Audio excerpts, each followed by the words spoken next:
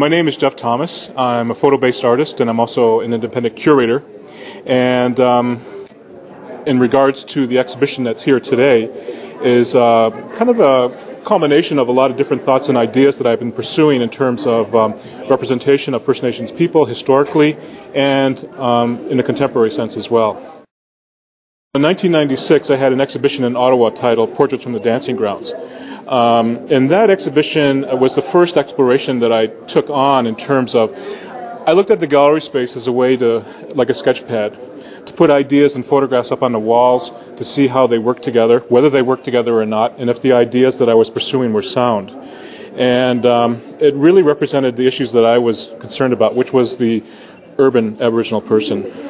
And looking at that specifically, so the dancing grounds were in fact a combination of my family's lineage to Six Nations Reserve, to my hometown of Buffalo, New York, to historical archives and the National Archives of Canada.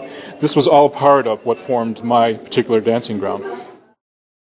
Over the years, I've been looking at the question of how do you bring storytelling, which is a part of my tradition, into the gallery space. And I've never been comfortable with just the simple act of putting a photograph on the wall and kind of having it speak for itself. I see it as a point of departure. So the photograph really raises questions, and then how do you engage people in that process?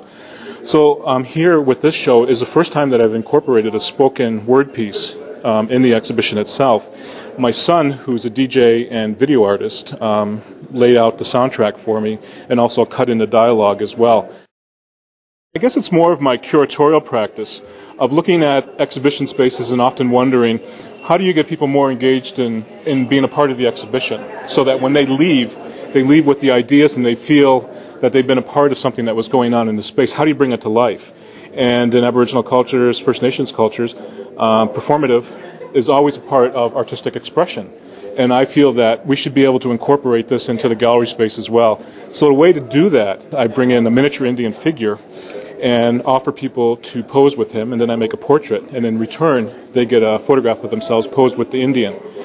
Another layer to that exercise is also about the stereotype, about actually placing people in relationship to the stereotype itself, and how do they look in terms or in relationship to that stereotype, and how does that begin to break down the barriers that come up from that type of thinking. I happened to see this guy in a souvenir shop and decided that he'd work really well for the series. And he's really, I think, iconic in a way that he represents a lot of that mythology of the Wild West, of the type of Indian figure that people are most familiar with.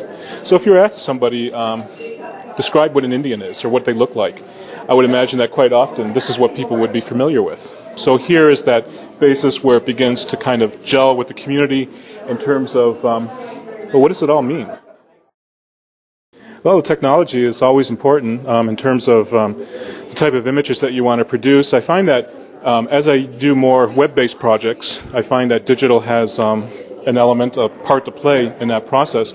But I like the traditional form of taking the time and looking at the print itself rather than looking at it in the viewfinder and the camera.